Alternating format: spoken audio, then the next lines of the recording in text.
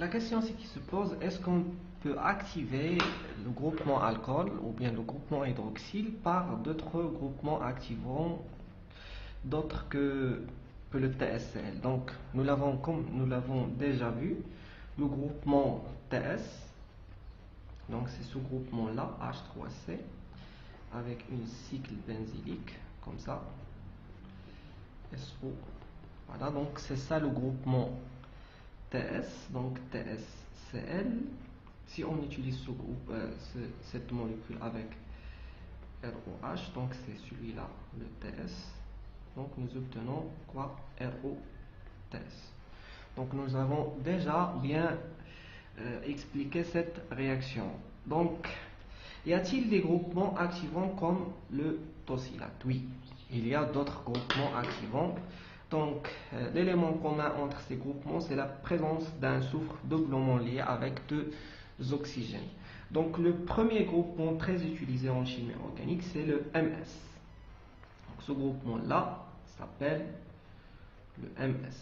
Et ce groupement-là s'appelle le TF. Donc, si nous réunions ces deux groupements, nous obtenons les activants de Mustafa. Donc, comme nous l'avons déjà vu, les réactions de Hasna dans le chapitre des hydrocarbures aromatiques. Et donc, quel est le nom de ce groupement MS? C'est un groupement qui s'appelle méthyle. C'est un groupement méthyle. Celui-là, le TF, il s'appelle un groupement triphyle. D'accord? Eh bien, tout simplement, en présence toujours de pyridine. Donc, quel est le rôle de pyridine? Le pyridine, c'est une base très forte. Donc, il sert à arracher le proton du groupement OH. C'est ça le rôle de pyridine si le prof vous posait cette question à l'examen. Et donc, le résultat sera comme suit, tout simplement RO, MS, ici RO, TF.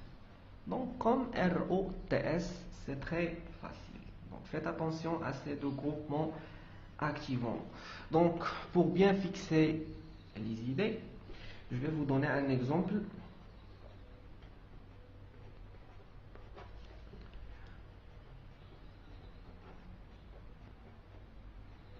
OH plus MsCl en présence de pyridine. Donc, faites attention à la molécule de pyridine. Donc, parfois, le prof va donner le pyridine comme ça. Donc, il faut bien apprendre la forme de cette molécule. Pyridine ou bien comme ça. Ça, c'est un symbole. Et donc, le pyridine, il va arracher le proton H+. Donc, la liaison va augmenter sur l'oxygène. Et donc, l'oxygène sera chargé négativement et il va attaquer le MS. Donc, nous verrons ROMS. Donc, quelle est l'importance d'utilisation de MS ou bien TS ou bien TF? Tous ces groupements activants, c'est afin d'augmenter la polarité de cette liaison et donc faciliter le départ, soit dans les réactions d'élimination, soit dans les réactions de substitution. Et bien, si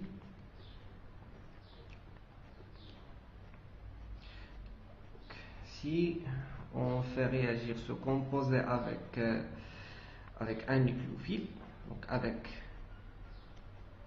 un groupement, je sais pas, Cn- par exemple, un nucléophile. Donc les Cl-, sachant bien que la charge négative se trouve sur le carbone, donc va attaquer ce carbone-là et donc nous verrons l'élimination de OMS parce que c'est un meilleur groupement partant et donc nous verrons une réaction de substitution nucléophile dans laquelle nous aurons la formation d'une nouvelle liaison carbone C triple liaison azote.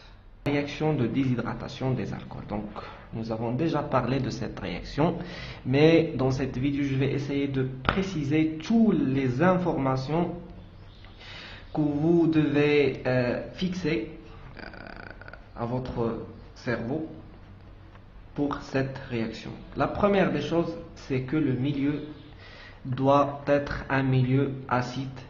La deuxième des choses, les conditions opératoires, donc la solution doit être chaude, d'accord, pour la réaction avoir lieu. Donc déshydratation, c'est élimination, hydratation c'est l'ajout de l'eau, donc déshydratation c'est l'élimination de la molécule d'eau.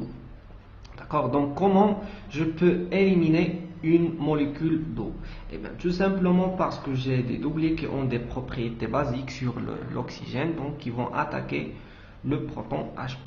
Donc la première réaction à avoir lieu, c'est une réaction acide-base dans laquelle nous aurons un échange de protons. Et voilà directement le mécanisme réactionnel, formation d'une nouvelle liaison oxygène-hydrogène. D'accord? Donc déjà nous avons ici un hydrogène et donc nous verrons l'apparition d'une charge positive sur le OH2. Et puis, donc, puisque c'est une réaction d'élimination, nous verrons l'élimination du groupement H2O. Ceci explique pourquoi on l'a nommé déshydratation. Parce qu'on élimine une molécule d'H2O. D'accord? Donc c'est hydrogène. C'est avec apparition d'une charge positive sur le carbone. Donc le mécanisme passe par un intermédiaire réactionnel carbocationique. Ceci explique et implique que la réaction est une réaction élimination E1. Donc, parce que toujours dans les réactions d'ordre 1, nous trouverons deux étapes, formation du carbocation et formation d'un alcène. Donc, le passage par un intermédiaire carbocationique montre que la réaction est une élimination d'ordre 1. D'accord? Donc, il faut noter ça, que la déshydratation des alcools, c'est une réaction E1. Et puis, ce carbone est pauvre en électrons, donc il va essayer de neutraliser sa charge par rupture hétérolytique de cette liaison, déplacement de cette liaison vers le carbocation pour le neutraliser. Et donc, finalement, nous trouvons un alcène comme ça. Toujours la réaction de déshydratation des alcools conduit à la formation des alcènes. Ça, d'une part, concernant le mécanisme d'élimination, c'est un mécanisme E1.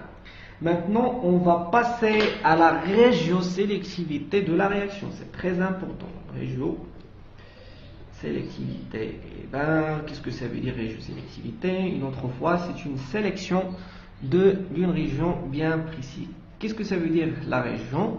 C'est-à-dire la position de la double liaison. Donc, parfois, on trouve des cas dans lesquels nous verrons, nous pouvons trouver plusieurs alcènes possibles. Donc, pour cette raison, je vais essayer de vous donner des exemples de régiosélectivité pour bien maîtriser la notion de la régiosélectivité. Donc, par exemple, si nous avons un alcool tertiaire ou bien un alcool primaire comme suit, CH3, CH3, CH3, CH2 ou H plus H2 SO4. Et bien l'H2SO4 c'est l'acide sulfurique. Le rôle c'est de libérer des protons H+, qui accélèrent, qui augmentent la vitesse, qui aident à la production de la réaction. Et donc le H+, comme nous l'avons déjà vu, va libérer un proton H+, qui va se fixer sur l'oxygène, et puis le mécanisme passera par un intermédiaire réactionnel.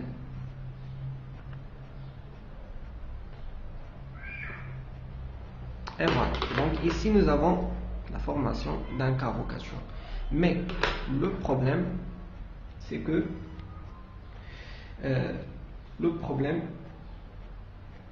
ce carbocation est moins stable. D'accord? Donc comme vous voyez, ce carbocation est moins stable. Pourquoi? Parce que c'est un carbocation primaire. Donc c'est un carbone qui est moins stable. Et donc je ne peux pas neutraliser ce carbone parce que si je veux neutraliser ce carbone par déplacement de cette liaison de l'hydrogène, toujours il me manque une liaison pour respecter la règle de l'octet. C'est-à-dire que toujours, si je veux neutraliser ce carbone, je trouve un carbone avec 3 liaisons, ce qui est impossible pratiquement. Donc, pour cette raison, nous verrons une transformation du groupement méthyle, c'est-à-dire une migration du groupement méthyle vers ce carbocation afin de le neutraliser, afin de le stabiliser. Et donc, en parallèle, nous verrons une migration de la charge positive. Donc, ceci explique l'apparition d'une charge positive au niveau du carbocation et donc migration du groupement méthyle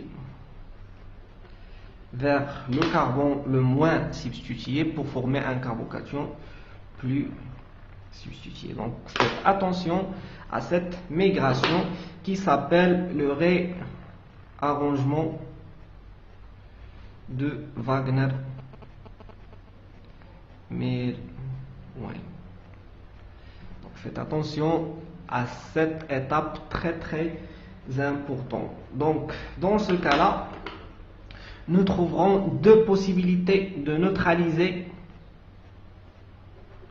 le carbocation. Donc, je peux neutraliser le carbocation par ce hydrogène qui va se déplacer ici. Et je peux également neutraliser ce carbocation par déplacement de ce hydrogène qui va se déplacer ici. Et dans tous les cas, je devais trouver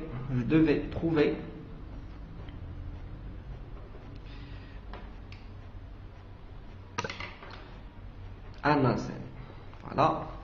Donc ici, je trouve un alcène. CH3, CH3. La deuxième possibilité, ça c'est un alcène vert, c'est parce que le déplacement de la liaison vert, c'est-à-dire ce carbone. Donc la deuxième possibilité, c'est de trouver un deuxième alcène comme suit.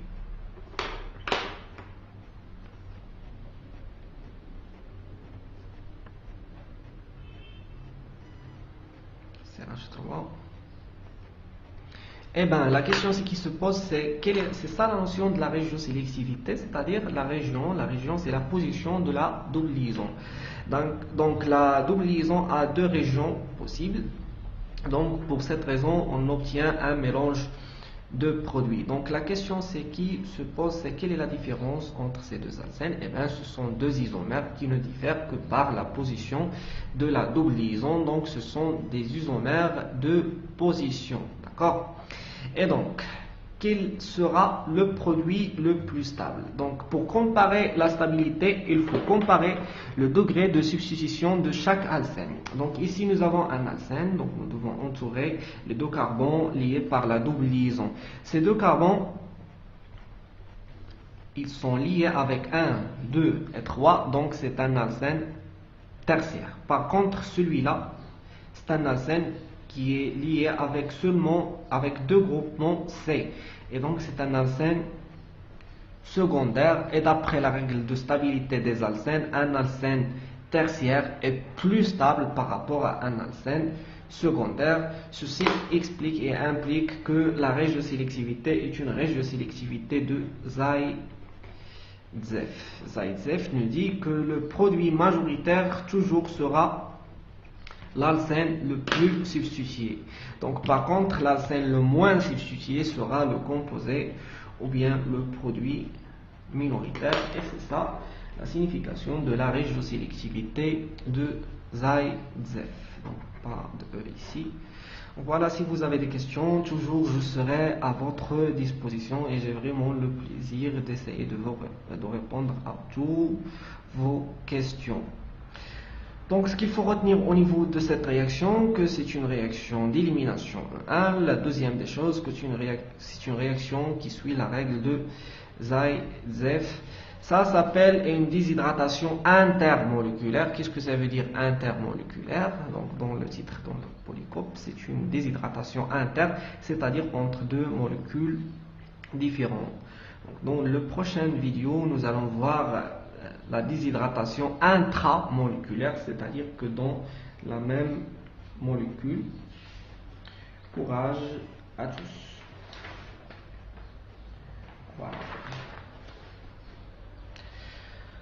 Donc voilà, cette réaction, s'il vous plaît, désolé, j'ai fait une très grande erreur. Là, c'est une réaction de déshydratation intramoléculaire. C'est-à-dire que dans la même molécule, nous verrons une réaction d'élimination. C'est ça la même molécule dans laquelle nous élimine le groupement H2O. Déshydratation intermoléculaire, c'est-à-dire entre deux molécules différentes, donc qui conduit à la formation des éthers, ROR. Donc comment je peux former un éther à partir de deux alcools? Donc comme vous voyez, j'ai ici deux groupements OH. Ceci explique qu'un groupement OH plus un H+ va dégager sous forme de molécule H2O, ce qui explique que c'est une réaction de déshydratation, élimination de l'eau. Donc il nous reste un carbocation ici, une charge négative ici, donc il suffit de recombiner entre l'oxygène et l'alkyle et donc de trouver la formation d'une nouvelle liaison ROR. Et bien tout simplement la réaction de déshydratation intermoléculaire, c'est-à-dire entre deux molécules différentes, conduit toujours à la formation des éthers. D'accord. Maintenant on va passer au mécanisme de la réaction, c'est très facile. Donc je vous conseille de travailler tous les exemples de polycoupe. Donc ROH, dans un premier temps, elle va réagir avec le proton H+. Et ben, c'est très simple. Donc nous verrons dans cette première étape RO, la formation d'une nouvelle liaison oxygène hydrogène.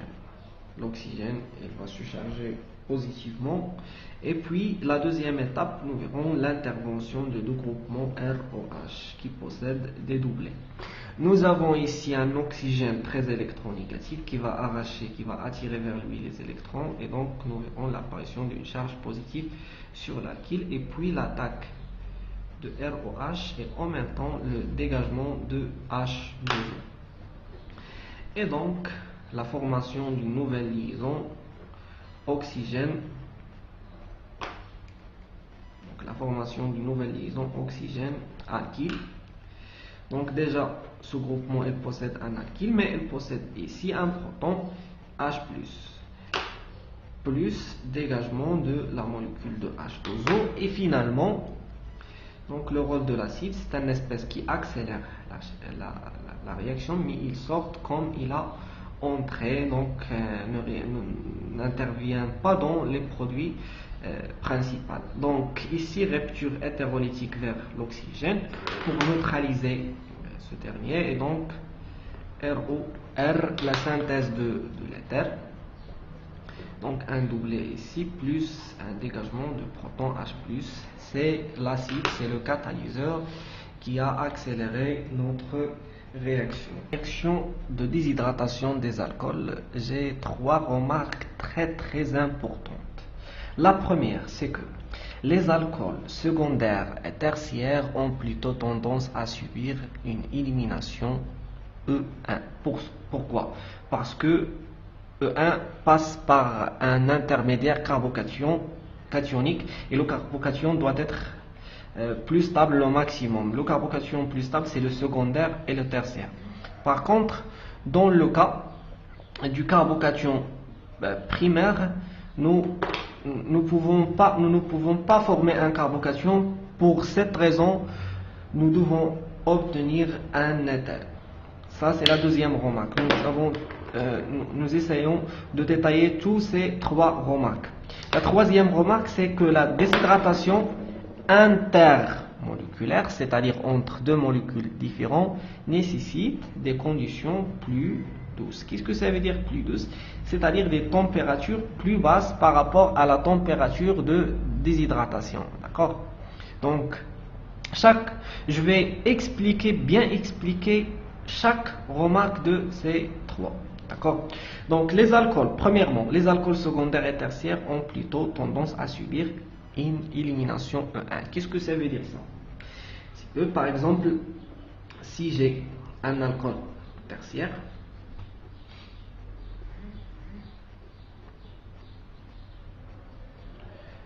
donc un alcool tertiaire, la chose la plus importante, c'est que si nous allons former un carbocation, c'est que ce carbocation sera beaucoup plus stable.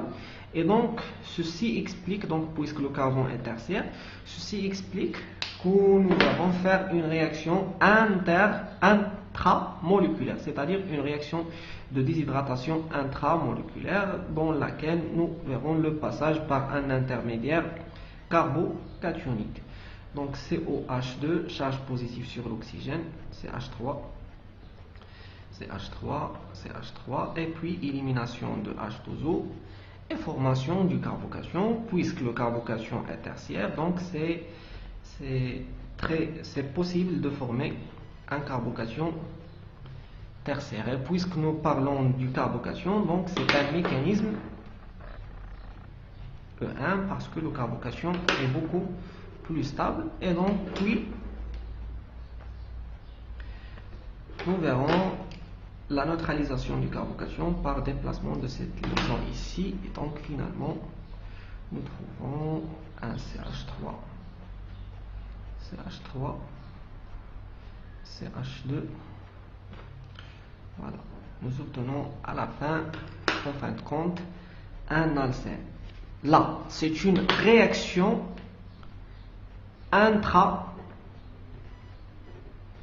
ou bien c'est une déshydratation, donc réaction de déshydratation intramoléculaire. C'est-à-dire que c'est une déshydratation qui se produit dans la même molécule. Maintenant, on va passer à la réaction intermoléculaire, c'est-à-dire entre deux molécules différentes. C'est le cas des alcools primaires. Donc la même chose peut se produire en présence d'un alcool secondaire, c'est la même chose. Mais dans le cas d'un alcool primaire, nous devons trouver un éther et pas un alcène. Donc je vais détailler tout ça. Donc dans le cas d'utiliser un alcool primaire en présence d'un acide, d'un H+, dans ce cas-là, nous pouvons remarquer que la formation du carbocation est impossible. Donc pour cette raison, nous ne pouvons pas passer par un intermédiaire carbocationique. Et donc puisque la formation d'un carbocation est impossible, donc la seule chose, c'est que nous pouvons trouver une réaction de déshydratation intermoléculaire, c'est-à-dire entre deux molécules. Donc et maintenant, vous pouvez me poser la question que nous avons une seule molécule. Faites attention, c'est parce que en solution, en laboratoire, nous travaillons avec un ensemble de molécules, pas avec une seule molécule. Donc ceci explique que la molécule peut réagir avec elle-même, d'accord? Donc deux molécules. Donc la solution est pleine de fonctions alcool. Donc deux alcools peuvent réagir entre eux. Et donc dans ce cas-là, nous imaginons que nous avons deux OH au moins, donc CH3, CH2. Donc deux OH qui vont réagir entre eux en présence d'un H+. Donc l'un des groupements OH va attaquer le proton H+. Et donc CH3, CH2, OH plus un alcool qui va attaquer l'hydrogène, le proton, donc il va se charger positivement. Et donc à ce niveau-là, nous pouvons remarquer que nous ne pouvons pas passer par un intermédiaire réactionnel. Ceci explique que nous avons presque une réaction de substitution qui se produise sur ce carbone. Donc d'accord.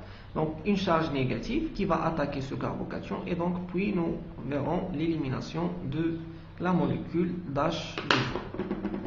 Et donc comme ça, nous trouverons CH2 ou formation d'une nouvelle liaison oxygène carbone, CH2 CH3.